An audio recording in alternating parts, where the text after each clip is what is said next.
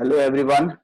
In today's OC lecture, we are going to read something about Consumer Protection Act 2019 and three-tier machinery will be there in our explanation. Let me share ebook with you.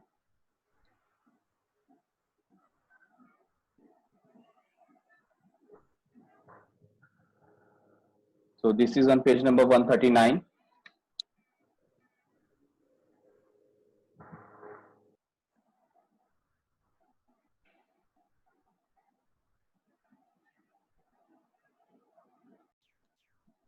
In the last lecture, we have seen Consumer Protection Act 2019.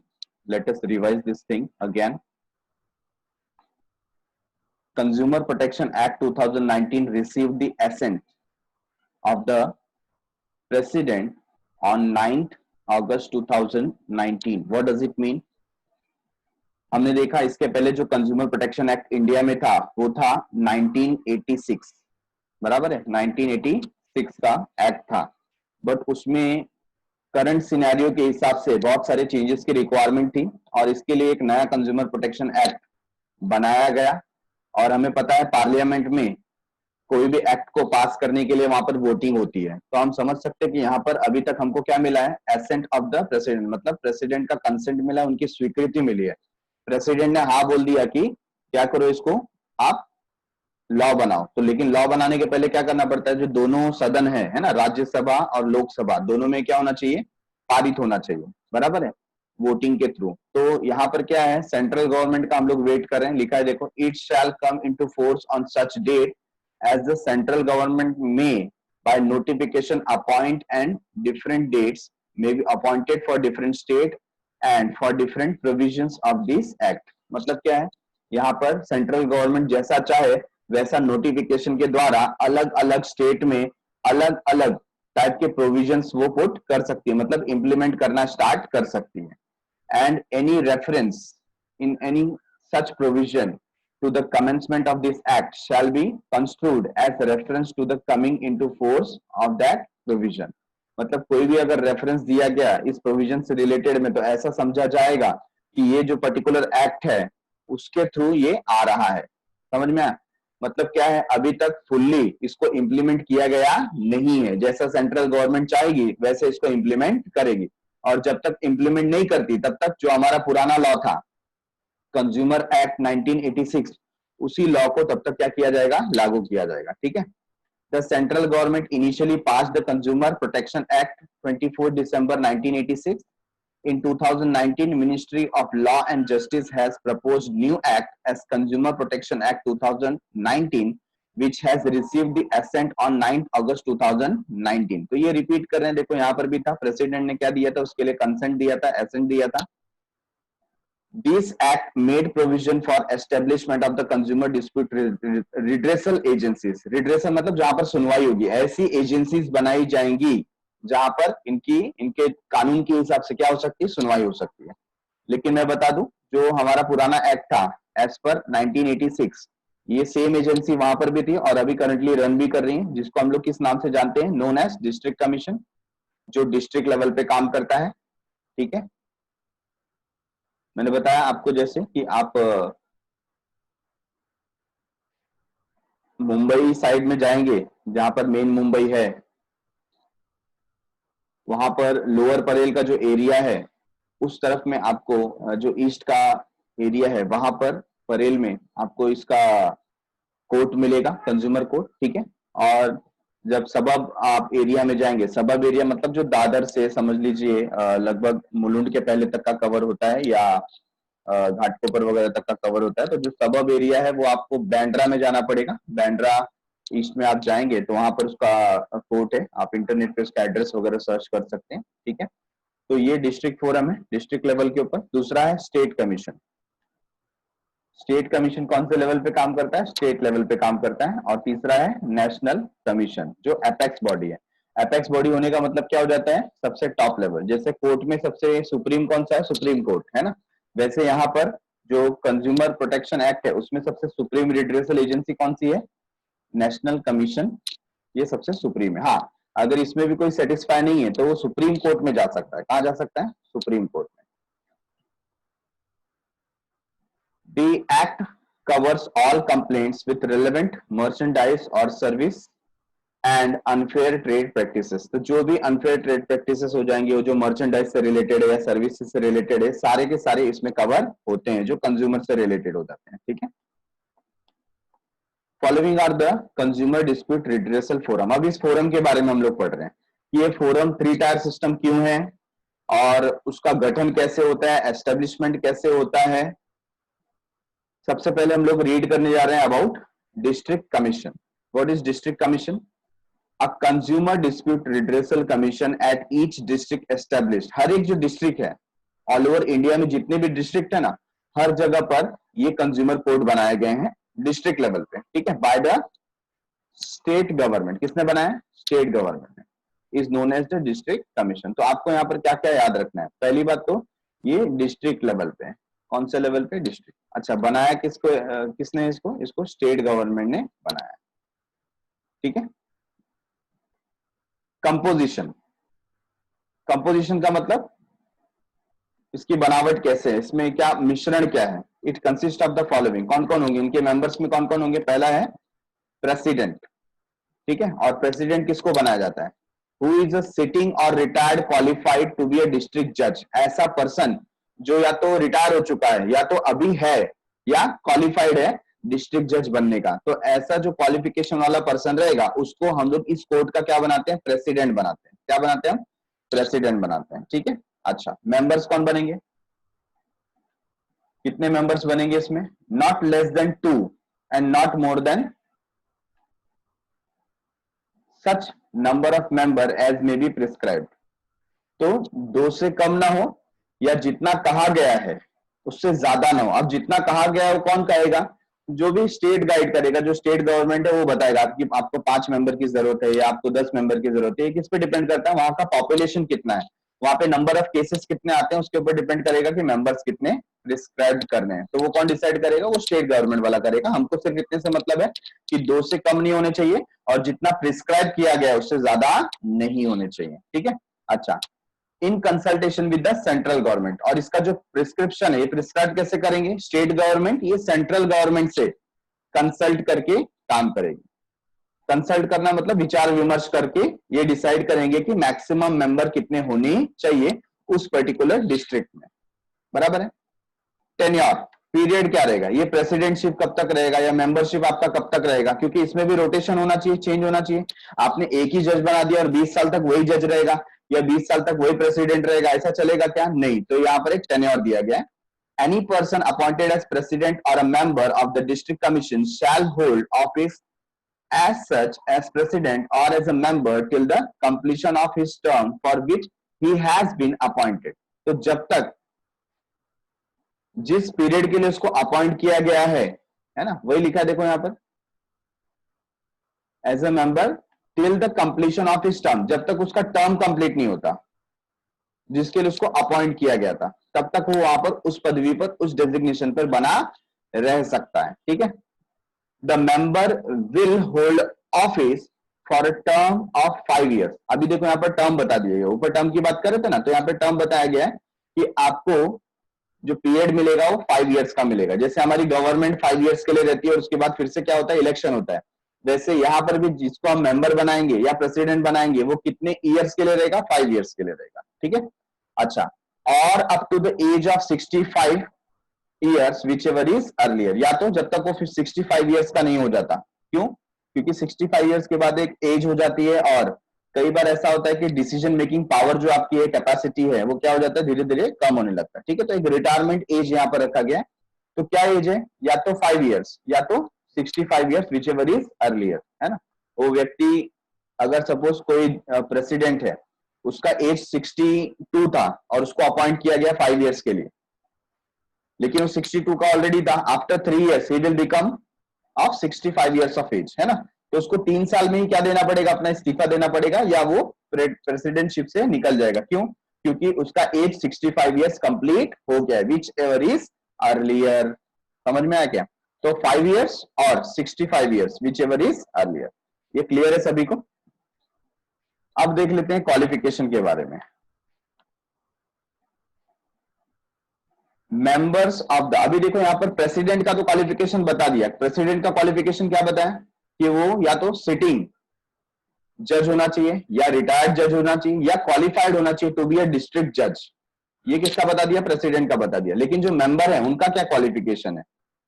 तो यहां पर आप अगर district commission के member बनना चाहते हैं तो क्या होना चाहिए? या तो आपका एज 35 ईयर से ज्यादा होना चाहिए, ठीक है, should not be less than 35, मतलब 35 से कम ना हो, 35 तो एटलीस्ट कंप्लीट होना चाहिए। दूसरा, आपको बैचलर्स डिग्री मिली होनी चाहिए कोई भी रिकॉग्नाइज्ड यूनिवर्सिटी से। कौन सी यूनिवर्सिटी से? रिकॉग्नाइज्ड यूनिवर्सिटी से, ठीक है। और एक्सपीरियंस आपका कम से कम 10 ईयर्स का होना चाहिए। कौन से फील्ड में? इकोनॉमिक है, लॉ है, कॉमर्स है, अकाउंटेंसी है, इंडस्ट्रीज और पब्लिक अफेयर्स या एडमिनिस्ट्रेशन से रिलेटेड जो भी जॉब आप करते होंगे तो 10 साल का एक्सपीरियंस वहां पर होना चाहिए। ये 3 क्राइटेरिया जब आप कंप्लीट करते हो तो ही आप क्या बन सकते हो? मेंबर बन सकते हो। टेरिटोरियल ज्यूरिडिक्शन, आपका स्कोप एरिया कितना रहेगा? तो आपका एरिया क्या बताया यहां पर? Entire district in which it is establish, पूरा का पूरा जो डिस्ट्रिक्ट है ना, डिस्ट्रिक्ट का मतलब क्या हो जाता है? तालुका, है ना। तो वो पूरा तालुका के अंदर जितना आपका तालुका है उतना आपका पावर रहेगा कि वहां का कोई भी केस आप क्या कर सकते हो? हैंडल कर सकते हो, ठीक है। तो यहां पर डिस्ट्रिक्ट लेवल तक का आपको टेरिटरी दिया गया है, entire district. Monetary, monetary jurisdiction मतलब ऐसे कौन से वैल्यू वाले केस होंगे जो आप ले सकते हो, क्योंकि इसके अंदर भी कैसा रहता है? लिमिट रहता है ना। अगर बहुत बड़ा केस है तो वो आपके यहां पर नहीं आएगा। तो यहां पर क्या दिया है? Does not exceed 1 crore. अगर कोई केस 1 करोड़ के अंदर का है, एक खोखा, खोखा समझता ना आपको, तो अगर कोई केस 1 करोड़ के अंदर का है, 1 करोड़ के अंदर का केस है ना, 40 लाख, 50 लाख, 90 लाख, जो भी कोई है, 1 करोड़ के अंदर है, तो आप ये डिस्ट्रिक्ट लेवल पे इसको सॉल्व कर सकते हो। लेकिन अगर 1 करोड़ से ऊपर होगा तो हम ये केस डिस्ट्रिक्ट लेवल में लेकर जा सकते नहीं है। तो यहां पर वैल्यू का क्या मतलब है? मतलब किसी ऑर्गेनाइजेशन किसी दूसरे ऑर्गेनाइजेशन के साथ चीटिंग की है और वहां पर केस जो है वो 1 करोड़ से ऊपर का घोटाले का या माल प्रैक्टिसेस का, है, एडल्ट्रेशन का, ऐसा कुछ केस बनता है जिसमें वैल्यू 1 करोड़ से ज्यादा है, तो वो डिस्ट्रिक्ट कोर्ट में लड़ा जा सकता नहीं है। उसके लिए आपको हायर कोर्ट में जाना पड़ेगा, इधर इन स्टेट कमीशन और इन नेशनल कमीशन, ठीक है। तो दो ज्यूरिडिक्शन देखा हमने, एक तो एरिया वाइज देखा और दूसरा हमने मॉनिटरी ज्यूरिडिक्शन देखा। अपील, क्या डिस्ट्रिक्ट कोर्ट, डिस्ट्रिक्ट जो कोर्ट है या डिस्ट्रिक्ट कमीशन जो है, इसमें जो भी डिसीजन आएगा आप इसके खिलाफ जा सकते हो क्या? यस, बिल्कुल जा सकते हैं। तो यहां पर आप कहां जाओगे? आप जाओगे स्टेट कमीशन में। और कितने दिन के अंदर जाना है आपको? With in 45 days. मतलब क्या है? आपका केस ऑलरेडी चल रहा था, कहां चल रहा था? डिस्ट्रिक्ट कमीशन में, और वहां के जज ने कुछ ऑर्डर दिया कि सपोज ये जो ऑर्डर है ये आपके फेवर में नहीं गया, या तो कस्टमर के फेवर में नहीं गया होगा या सेलर के फेवर में नहीं गया होगा, दोनों में से कोई नाखुश है, तो ये जो ग्रीवेंसेस है, ये जो शिकायत है, ये आप लेकर कहां जा सकते हो? आप स्टेट कमीशन में जा सकते हो। लेकिन उसका भी पीरियड दिया, जब से जजमेंट पास हुआ है ना उसके 45 डेज के अंदर आपको जाकर के वहां पर क्या करना पड़ेगा? अप्लाई करना पड़ेगा कि सर मैं, हम लोग डिस्ट्रिक्ट कमीशन में गए थे लेकिन वहां का जजमेंट से हम लोग खुश नहीं है, तो ये केस हम लोग आपके कोर्ट में लाना चाहते हैं। समझ में आ रहा है? The state government by notification may make rules about qualification, method of recruitment, terms of office, resignation and removal of president and members of district commission. Overall ये nutshell में क्या बोलना चाहते हैं? They wanted to talk about कि कोई भी rules and regulation जो district commission का है, कोई भी rules and regulation जो district commission का है, वो कौन बनाएगा यहाँ पर? State government. कौन बनाएगा? State government. ठीक है।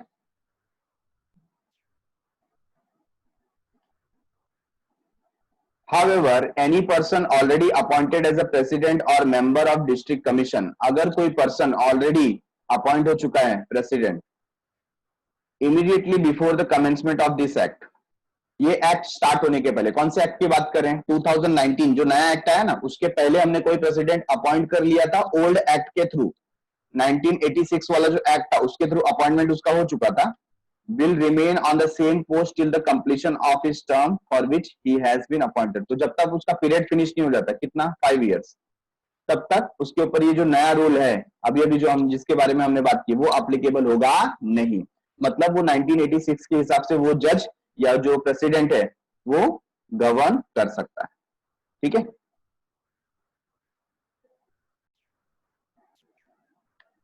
Now next authority is state commission, upper redressal agency, जो डिस्ट्रिक्ट कमीशन से ऊपर का पार्ट है। ठीक है, तो यहां पर हम लोग देखते हैं, पहले उसके मीनिंग के बारे में देख लेते हैं। A consumer dispute redressal commission at the state level established by the state government is known as state commission. देखो अभी जो डिस्ट्रिक्ट कमीशन था ना, वो भी स्टेट गवर्नमेंट ने स्टैब्लिश किया था, और स्टेट कमीशन भी स्टेट गवर्नमेंट ही स्टैब्लिश कर दी है। तो आप ऐसा मत समझना कि जो डिस्ट्रिक्ट कमीशन था वो डिस्ट्रिक्ट गवर्नमेंट करेगी, हाँ आप मिस्टेक कर दोगे। तो आपको ध्यान देना है, दोनों ही कौन बना रहा है यहां पर, state commission. Okay,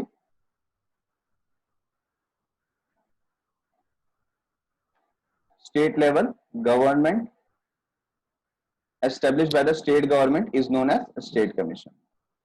It is also called as state consumer dispute redressal commission. ठीक है, तो इसको पूरी तरीके से बोला जाए तो क्या बोलेंगे, state consumer dispute redressal commission, हाँ शॉर्ट में स्टेट कमीशन। ओके,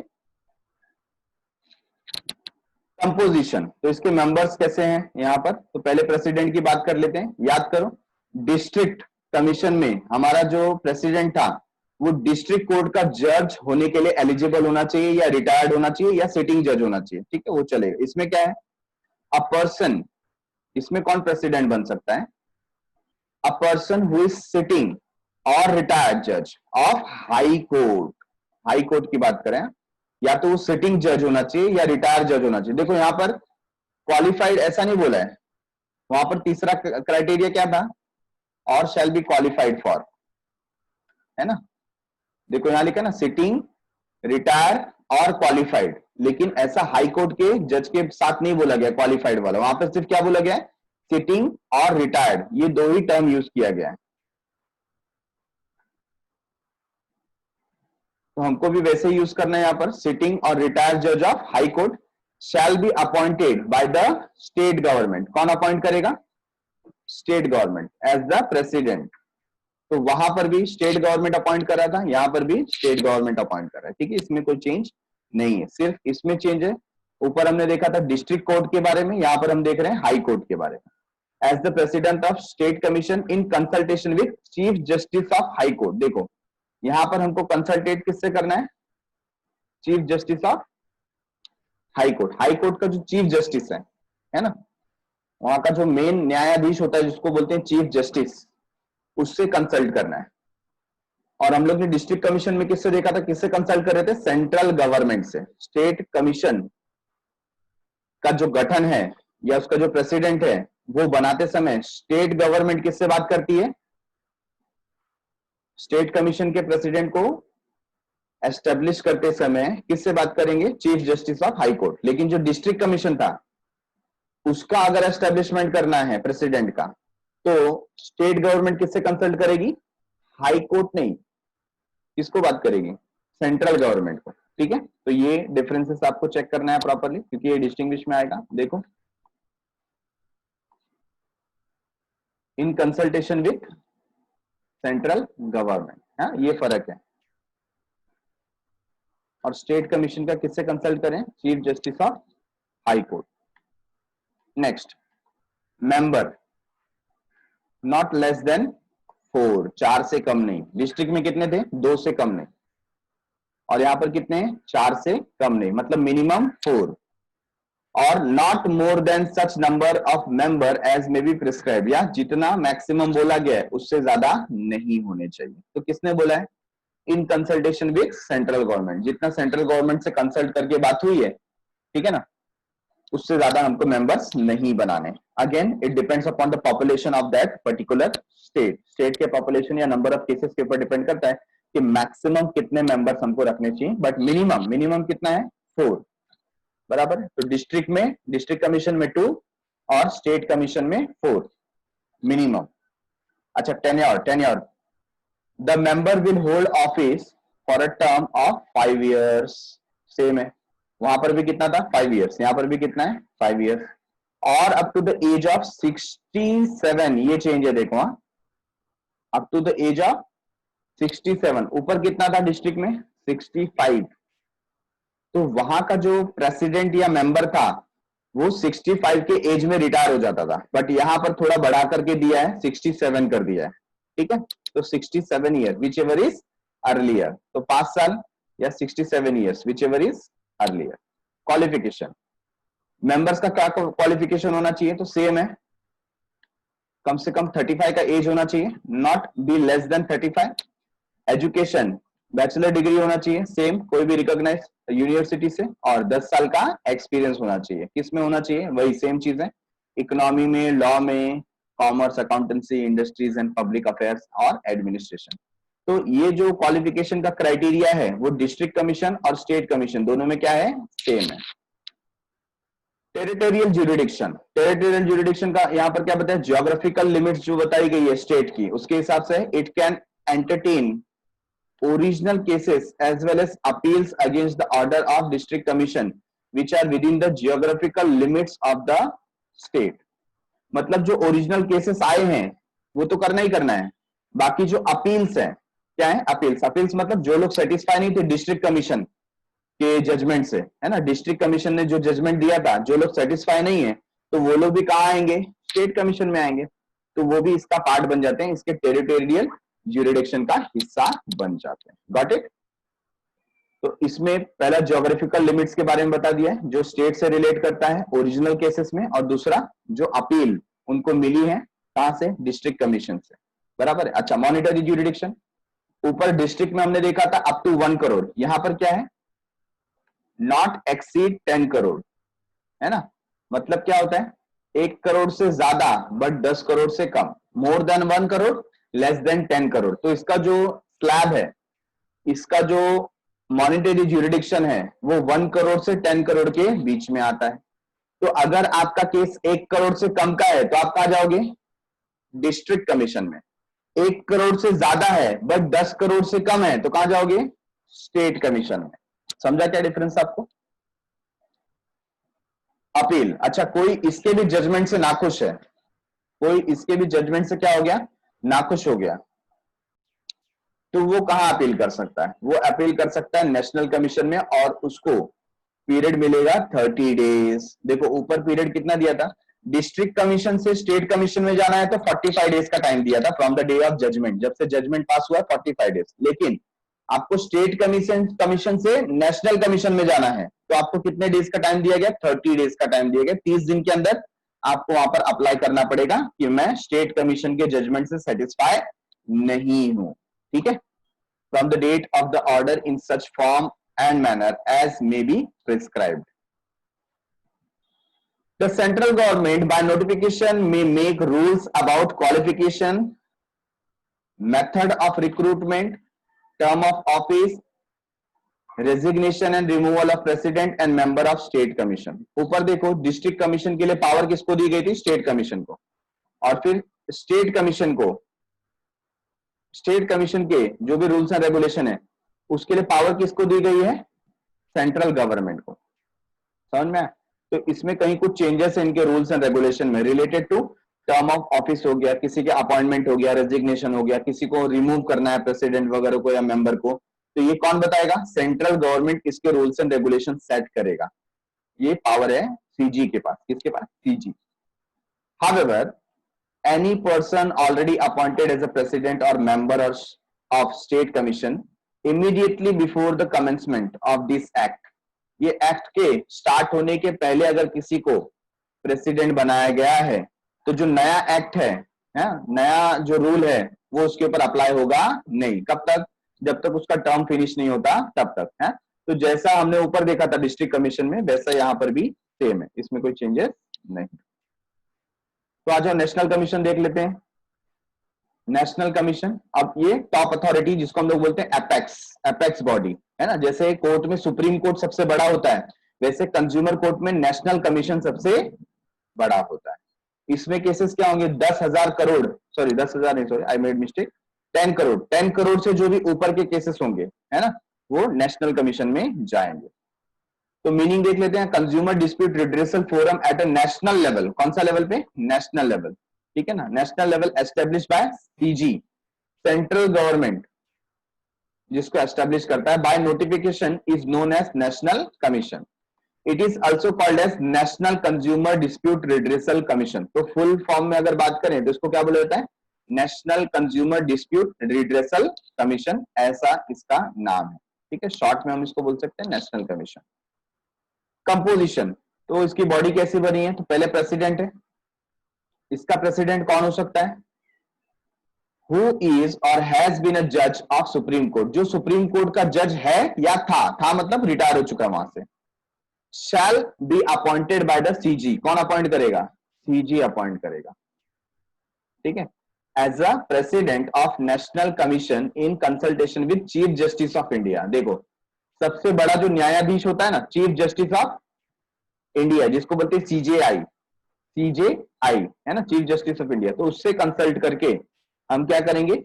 उसको अपॉइंट कर सकते हैं. किसको? प्रेसिडेंट को, विद सीजेआई के consultation. Member not less than 4, इसमें भी 4 है. Not more than as prescribed. ठीक है, जितना कहा गया है उससे ज्यादा नहीं होना चाहिए, लेकिन कम से कम 4 तो होना चाहिए. Tenure of member will be hold office for the term of 5 years. तो कम से कम यहाँ पर 5 साल है.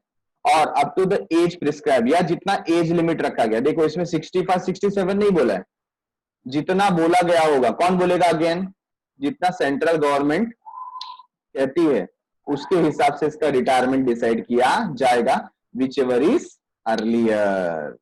ठीक है ना, तो इसमें ऐसा जरूरी नहीं कि 65 हो गया, 67 हो गया तो उसको रिटायर कर दो.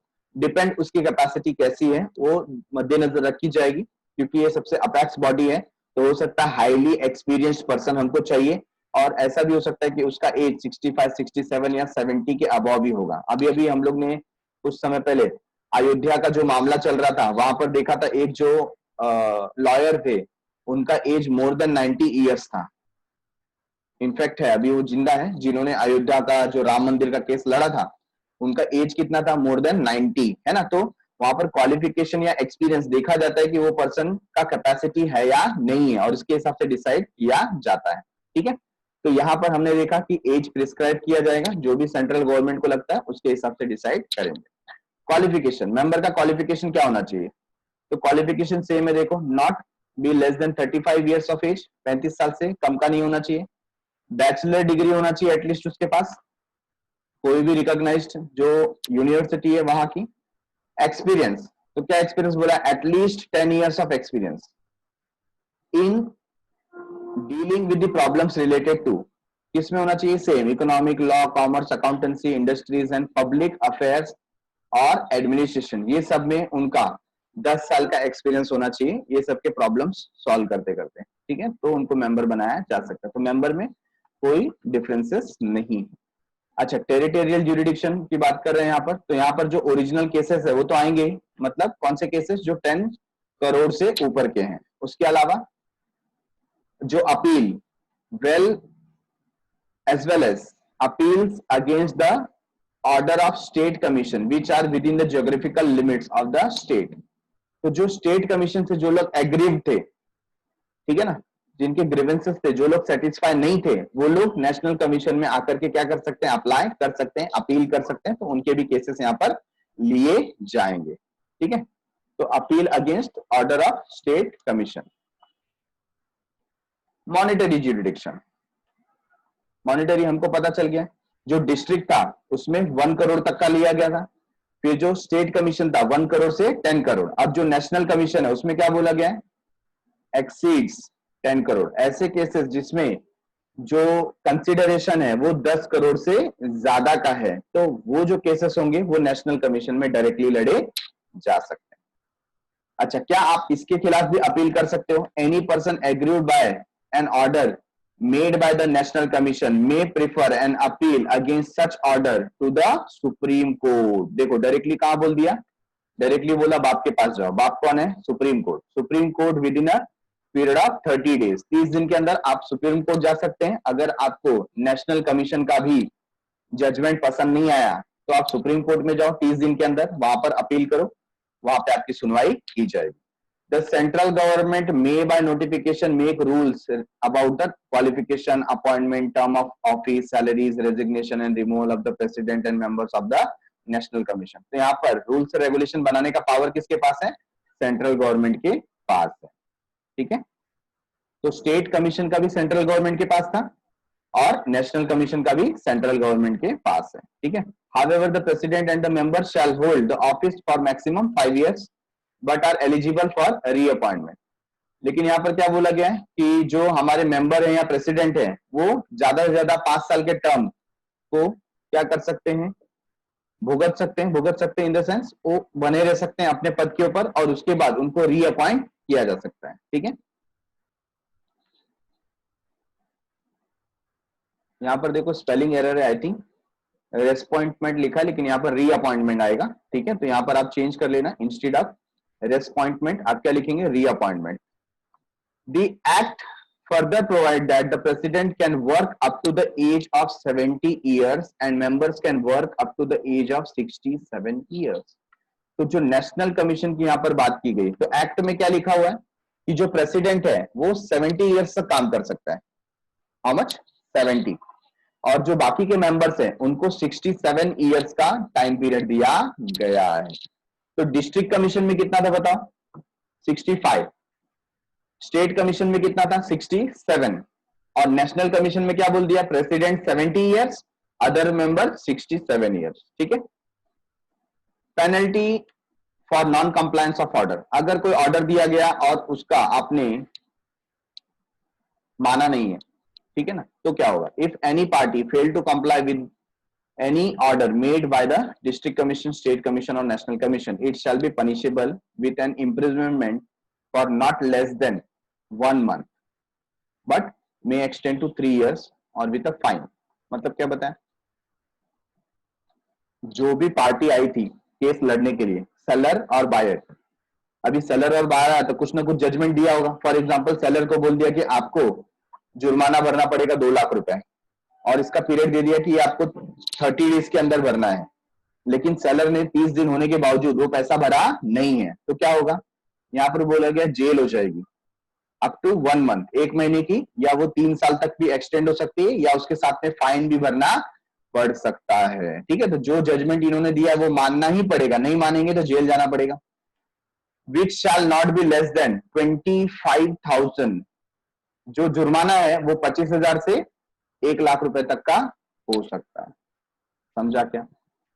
तो ये यहाँ पर पनिशमेंट दी गई है कि अगर आप कोर्ट की बात नहीं मानते हैं तो 3 महीने से 3 साल तक की जेल हो सकती है, या साथ ही साथ आपको फाइन भरना पड़ सकता है जिसका अमाउंट 25,000 से 1 लाख रुपए तक, या दोनों हो सकता है। मतलब जेल भी हो सकती है और फाइन भी भरना पड़ सकता है। ठीक है, तो ये हमने फिनिश किया district commission, state commission and national commission.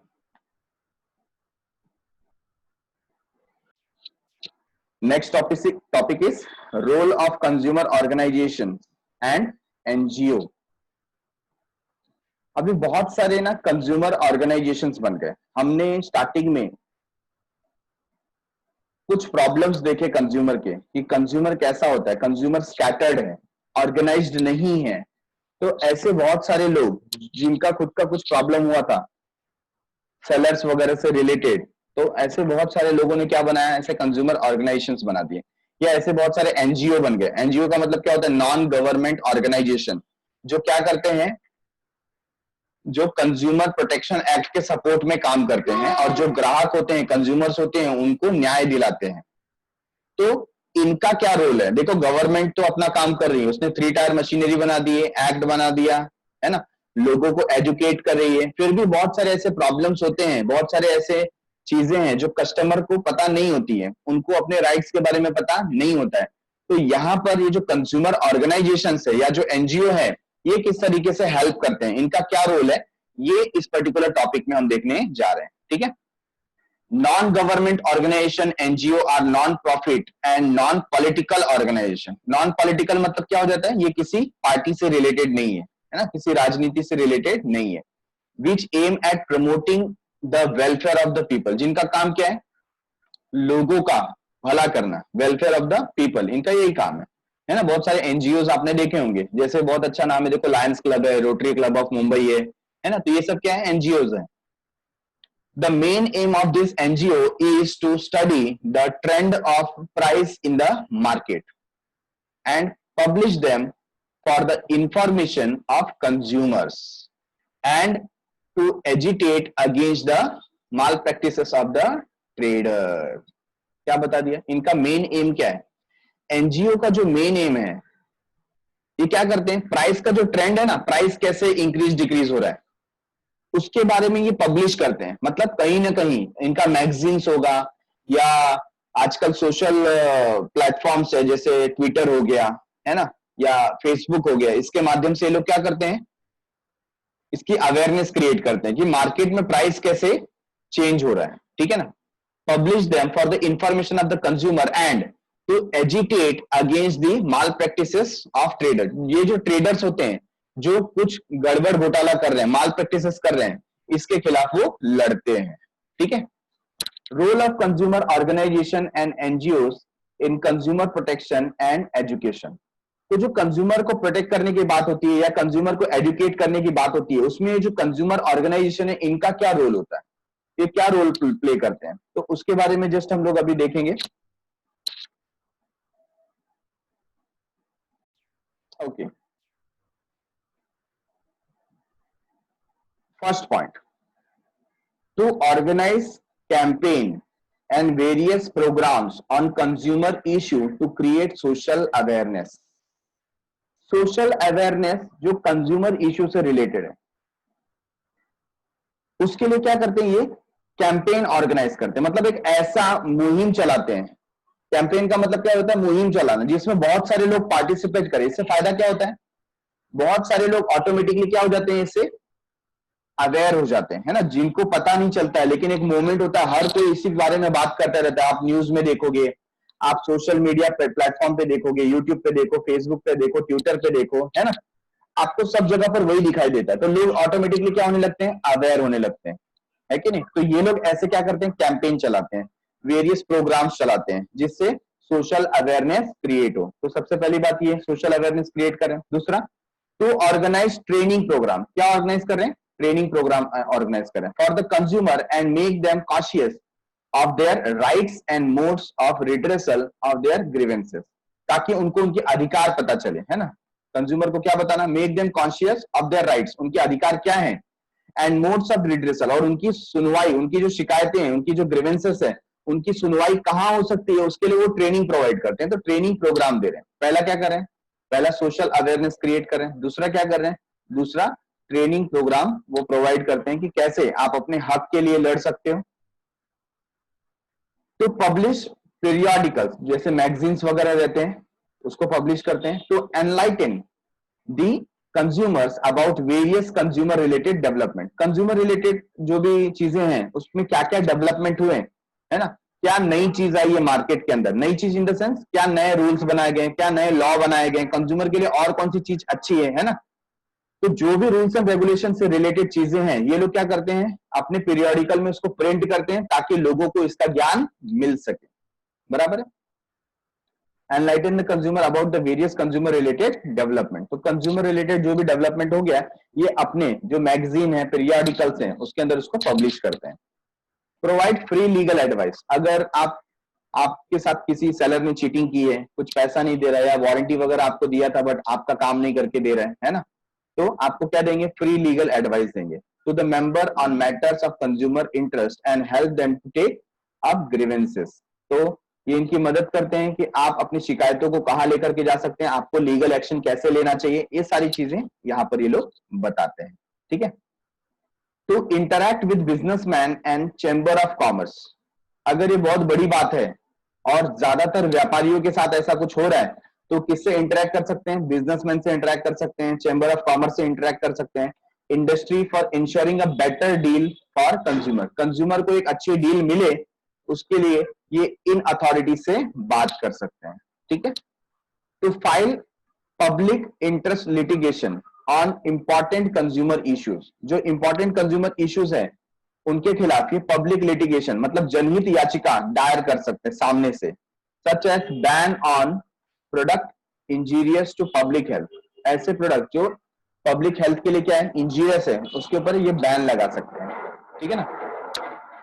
आज से लगभग मेरे ख्याल से 10-12 इयर्स बैक जो ये अल्कोहल है या टोबैकोस वगैरह रहता है ना, या सिगरेट्स रहते हैं, इसका एड आता था टीवी के ऊपर। तो अलग अलग जो फिल्म स्टार है, स्पोर्ट्स पर्सन है, वो लोग क्या करते थे, वो टीवी पे आकर स्मोकिंग कर रहे हैं, है ना, या इस चीज को प्रमोट करते हैं, अल्कोहल को प्रमोट करते थे। तो बाद में कुछ ऑर्गेनाइजेशंस ने इसके खिलाफ पब्लिक लिटिगेशंस की कि ये सब चीजें क्या होती है, समाज को खराब करती हैं, तो इसके एडवर्टीजमेंट नहीं आने चाहिए, है ना। और बाद में कोर्ट ने इसका संज्ञान लिया और बाद में इसके खिलाफ लॉ बनाया गया कि इसका एड कभी भी नहीं आएगा और फिल्मों में भी ये सारी चीजें दिखाई नहीं जानी चाहिए। और अगर दिखाई जा रही हैं, जैसे कि कोई अल्कोहल कंज्यूम कर रहा है या कोई सिगरेट पी रहा है, तो उसके नीचे टैग लिख करके आना चाहिए कि tobacco and alcohol is injurious to your health, ऐसा करके। ठीक है, तो आपने देखा होगा कि ये सारी चीजें कैसी हो गई हैं, अभी हमको एडवर्टीजमेंट में दिखाई देती नहीं है, बराबर है। The following are example of NGO. NGO के कुछ यहाँ पर एग्जांपल दिए गए, जैसे consumer guidance society of India है, voluntary organisation in the interest of consumer education. इसके बाद एक consumer education and research centre. ठीक है, तो ये सब कुछ एनजीओ हैं जो कंज्यूमर के लिए काम करते हैं, हेल्प करती हैं। Consumer association of India, Mumbai ग्राहक पंचायत है, फिर ग्राहक शक्ति। ठीक है, तो आप इंटरनेट के ऊपर इनके बारे में सर्च करके आपको भी ऐसा लगता है कि किसी पर्टिकुलर ऑर्गेनाइजेशन या किसी पर्टिकुलर इंडस्ट्री या सेलर ने आपके साथ चीटिंग किया है, तो आप इनसे जाके संपर्क कर सकते हो और आप लीगल एक्शन क्या ले सकते हैं, इनसे पूछताछ की जा सकती है। ठीक है,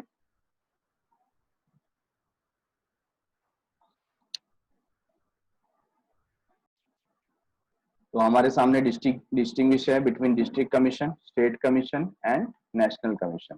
ठीक है, तो ये हम लोग देख लेते हैं। सबसे पहले मीनिंग आ गया, तो consumer dispute redressal forum at the district level established by the state government is known as district commission। ये जैसा वहां पर हमको उसका मीनिंग दिया हुआ था, सेम मीनिंग हमको यहाँ पर लिखना है। ठीक है, तो ये डिस्ट्रिक्ट लेवल का है, ये हमको ध्यान रखना है। और दूसरी चीज, किसने एस्टेब्लिश किया है, एस्टेब्लिश बाय स्टेट गवर्नमेंट। ये क्या है, ये स्टेट लेवल का है और स्टेट गवर्नमेंट ने ही क्या किया है, एस्टेब्लिश किया। तो ये दोनों केस में स्टेट गवर्नमेंट है।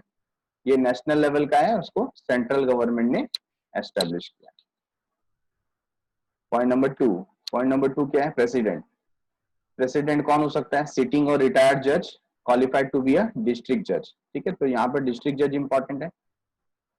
यहाँ पर कौन हो सकता है, जो हाई कोर्ट का जज बनने का क्वालिफिकेशन रखता है, मतलब सिटिंग जज हो या रिटायर्ड जज हो, उसको कर सकते हैं।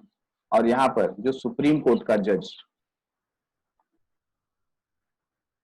बनने की काबिलियत रखता है, क्वालिफाई होता है, या रिटायर्ड जज है सुप्रीम कोर्ट का, उसको हम लोग प्रेसिडेंट बना सकते हैं। ठीक है, मेंबर, तो मेंबर क्या है यहाँ पर, नॉट लेस देन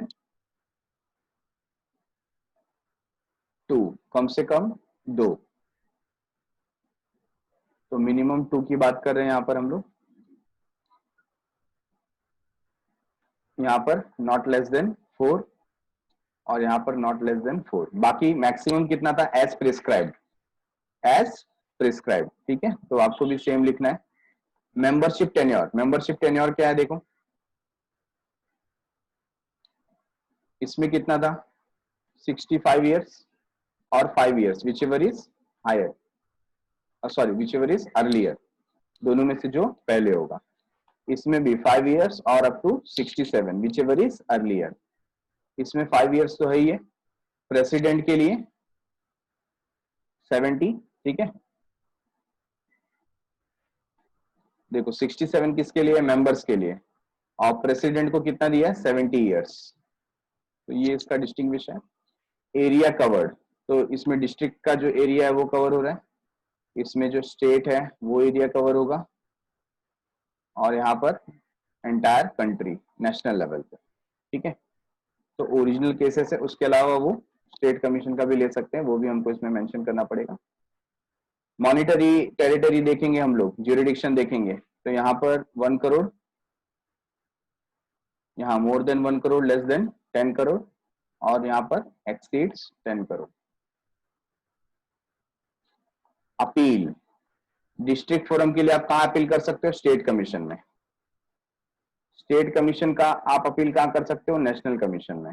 और नेशनल कमीशन का अपील आप कहाँ कर सकते हो? सुप्रीम कोर्ट में, हाईएस्ट अथॉरिटी। ठीक है,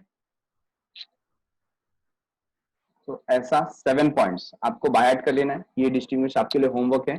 एटलीस्ट राइट इट 3 टाइम्स, 3 बार आपको क्या करना है? ये डिस्टिंग्विश मेंशन करना है। ठीक है, लिखना है अपने नोटबुक में।